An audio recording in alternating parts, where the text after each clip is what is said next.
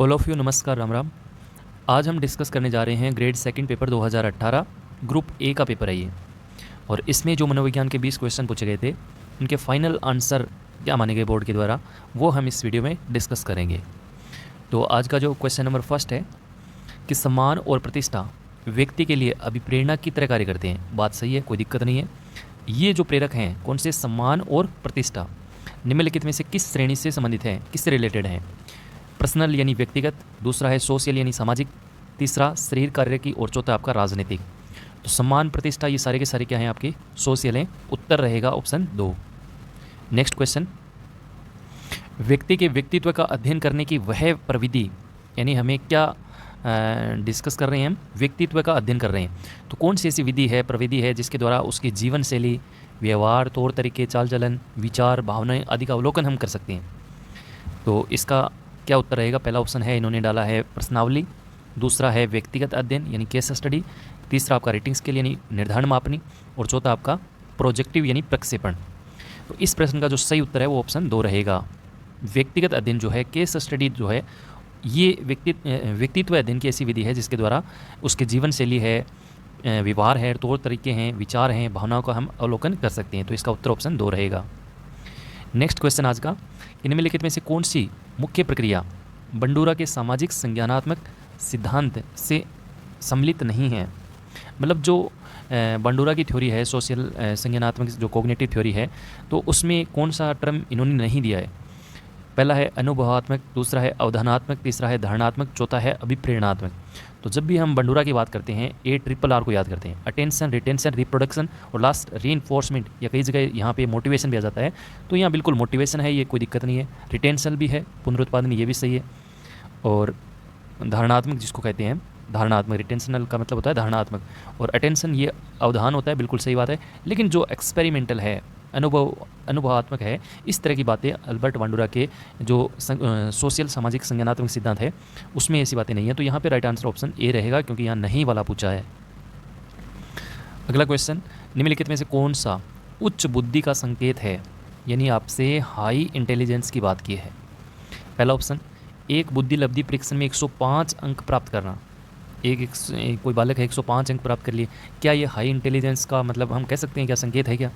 दूसरा है याद करके पता बताना, मेमोराइज़ करके हम चीज़ों को लाते हैं दिमाग में, क्या वो हाई इंटेलिजेंस का संकेत है? तीसरा है समान गलतियों को किसी कार्य के पश्चात पृष्ठपोषण का अवसर मिलने पर दोबारा नहीं करना, और चौथा आपका उच्च श्रेणी प्राप्तांक प्राप्त करना।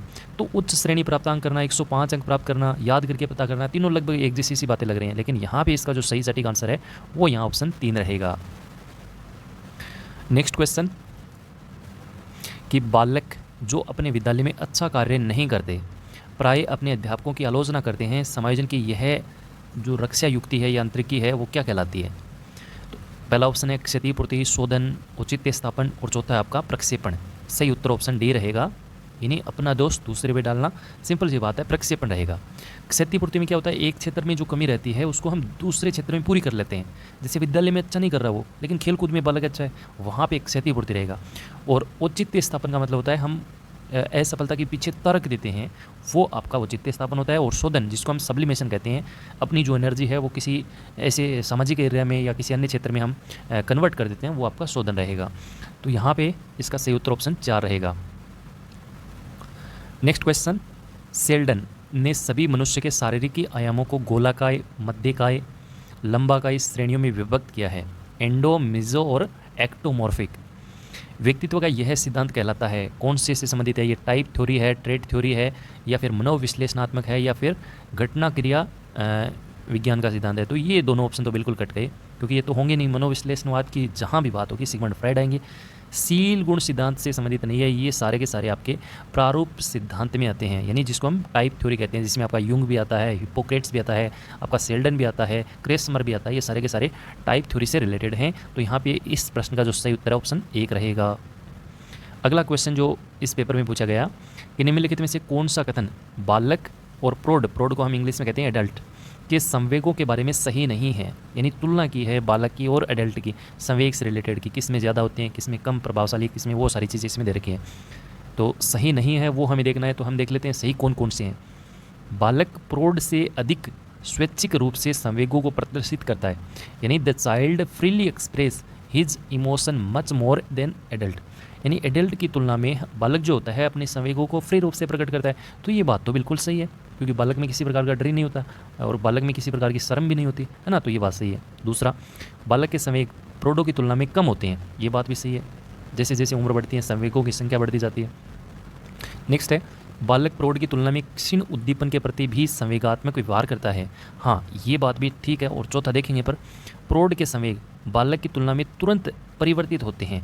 यहाँ देखो प्रौढ़ की बात की है, प्रौढ़ के यानी एडल्ट की जब हम बात करते हैं तो उनके जो संवेग होते हैं वो बालक की तुलना में जल्दी परिवर्तित नहीं होते हैं, उसमें समय लगता है, लेकिन बच्चे के जो संवेग होते हैं वो तुरंत बदल जाते हैं। तो यहाँ गलत पूछा था, तो ऑप्शन 3 यहाँ बिल्कुल सही आंसर रहेगा।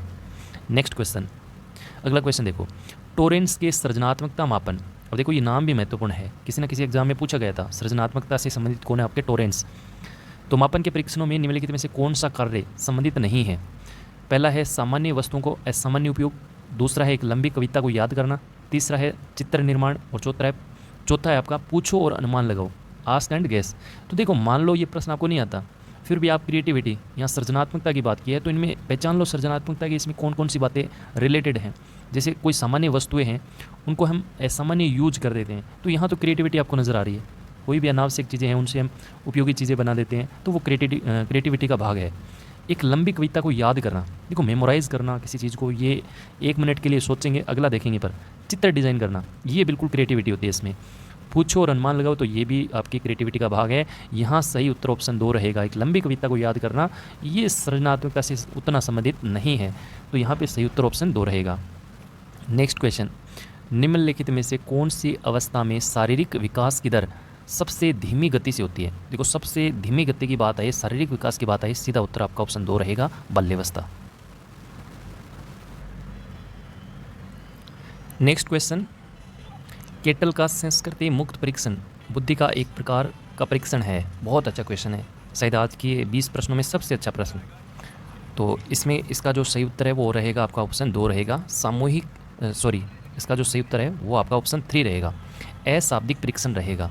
देखो ये अशाब्दिक है, इसके साथ ही सामूहिक भी है, सामूहिक है, व्यक्तिगत नहीं है, ये सामूहिक है, लेकिन यहाँ सामूहिक के साथ शाब्दिक दे रखा है, शाब्दिक नहीं है, ये अशाब्दिक सामूहिक परीक्षण है। तो यहाँ सही उत्तर ऑप्शन 3 रहेगा। नेक्स्ट क्वेश्चन 91 कि धीमी गति से सीखने वाले बालकों के लिए निम्नलिखित में से कौन सा प्रावधान सर्वाधिक उपयुक्त है। धीमी गति से बच्चे सीख रहे हैं उनके लिए बात की है। पहला ऑप्शन है संवर्धन, तो संवर्धन तो नहीं होगा, जो प्रतिभाशाली है उनके लिए ये किया जाता है। त्वरण यानी गतिवर्धन, ये भी नहीं होगा। प्रतियोगिताएं, भाई बच्चे भी धीमे गति से सीख रहे हैं तो प्रतियोगिताएं काम नहीं करेंगे, उनके लिए तो काम होगा सिर्फ एक ही, वो रहेगा रेमेडियल टीचिंग यानी उपचारात्मक शिक्षण। अगला क्वेश्चन, निम्नलिखित में से कौन सा कथन एक बालक का एक व्यक्ति के रूप में विकास के बारे में सही है। डेवलपमेंट की यहाँ बात की है। पहला ऑप्शन है विकास आनुवांशिकी का परिणाम है, दूसरा है विकास यादृच्छिक प्रारूप द्वारा होता है, तीसरा विकास एक संचयी प्रक्रिया है और चौथा आपका विकास के विभिन्न पक्ष जो हैं वो पृथक हैं। तो सही यहाँ पूछा है विकास के बारे में यहाँ बात की है, पहला गलत होगा। क्यों? क्योंकि विकास आनुवांशिकी के साथ साथ आपका वातावरण की अंतक्रिया दोनों का परिणाम है। दूसरा भी गलत है क्योंकि विकास यादृच्छिक नहीं होता, विकास तो सुव्यवस्थित क्रम में होता है, एक ऑर्डर रूप में होता है, जैसे हम दिशा का क्रम देखते हैं ना, वो सारी चीज़ें। ये बात सही है, विकास संचयी होता है, कॉमुलेटिव होता है, ये प्रोसेस बिल्कुल ठीक है। और विकास के विभिन्न पक्ष पृथक नहीं है, यहाँ आइसो रिलेटेड नहीं है। अलग अलग कैसे होंगे? जिसका शारीरिक विकास अच्छा होगा उसका मानसिक विकास भी बहुत अच्छा होगा, इंटर रिलेटेड है सारे के सारे। तो ये कथन जो है वो गलत दे रखा है, सही पूछा था ऑप्शन 3 रहेगा। नेक्स्ट क्वेश्चन, एक अध्यापक के लिए शिक्षा मनोविज्ञान एजुकेशन साइकोलॉजी की बात की है का शैक्षिक निहितार्थ क्या है, शिक्षा के क्षेत्र में क्या अर्थ है इसका। बालकों और विद्यार्थियों को समझना, यदि कल आपने साइको की क्लास ली थी तो आपको पता होगा सेम क्वेश्चन रिपीट हुआ था और उसका ऑप्शन अलग अलग थे, लेकिन ये एक ऑप्शन ये भी था, उपयुक्त सभी वाला उत्तर बना था उसका। तो यहाँ ये बात बिल्कुल सही है, बाकी सारी गलत हैं यदि आपने पहले इस प्रश्न को पढ़ा है। विज्ञान के नियमों का कक्षा में अनुप्रयोग करना, ये यहाँ सटीक नहीं बैठता क्योंकि यहाँ मजबूत आंसर ऑप्शन ये दे रखा है। बालकों या विद्यार्थियों को समझना, शिक्षा मनोविज्ञान का शिक्षा के क्षेत्र में बड़ा जो अर्थ है वो यही है। विद्यालय की समस्याओं को प्रभावी तरीके से समाधान करना, भाई क्रियात्मक अनुसंधान बनना है इसके लिए। विश्व के बारे में स्वयं की गलत संप्रदायों को सुधारना, ये भी नहीं होगा। नेक्स्ट क्वेश्चन, एक कक्षा में विद्यार्थी समूहों में एक परियोजना पर मिलकर कार्य करते हैं। परियोजना विधि आप समझ लो एक प्रकार से, तो ये किसका उदाहरण है? अनुदेशनात्मक उपागम का है, दूसरा है व्यवहारात्मक उपागम का है, तीसरा है सामाजिक निर्मितवादी उपागम। कहीं जाने की आवश्यकता नहीं है, अच्छे से आपने मनोविज्ञान को पढ़ा होगा। ये तो बात यहाँ पे क्या है, सोशल कंस्ट्रक्टिविज्म, उसकी बातें हैं। ऑप्शन 3 यहाँ बिल्कुल सही आंसर रहेगा। नेक्स्ट क्वेश्चन, और सेम ऐसा कैसा क्वेश्चन ग्रेड 3 का जो अभी एग्जाम हुआ है उनमें ये पूछा गया था। रोहन बाबुले की नवीनतम चित्रकथा की पुस्तक को पढ़ रहा है क्योंकि वह यह देखने के लिए इंतजार ही नहीं कर पाता बाहुबली और उसके परिवार के साथ क्या घटित हुआ। सर्वोत्तम उदाहरण क्या है, बच्चे की जो आंतरिक अभिप्रेरणा ना वो बहुत उच्च है, जिस वजह से वो बच्चा वेट नहीं कर रहा। तो ये सारी की सारी केवल और केवल आंतरिक अभिप्रेरणा, इंटरनल मोटिवेशन की बातें हैं। तो ऑप्शन 1 यहाँ बिल्कुल सही आंसर रहेगा।